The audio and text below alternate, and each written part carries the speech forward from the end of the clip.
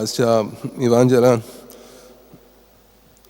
जेजूक मारयेचो पूत म्हणटा माक. इवांजेलिस्ट माक जेजूक मारयेचो पूत. आमकां खबर आसा ती जुदेवांची सोसायटी पॅट्रियार्कल सोसायटी.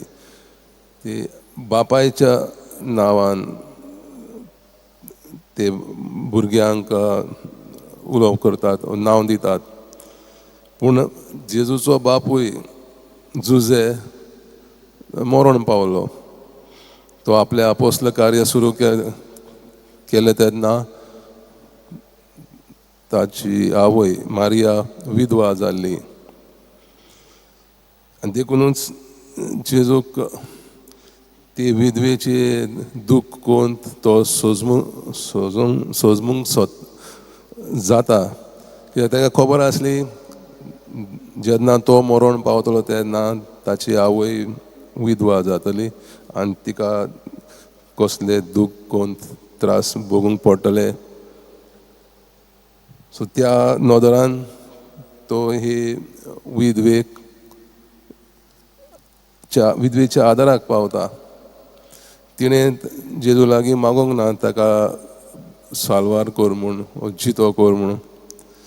जेजू आपकुशीन तिच्या पुताक हुकूम घालता, उठ आनी चलोंक लाग. एलायजान प्रवाद्यान जुन्या करारान ताणें एका मनशाक जितो केलो. पूण कसो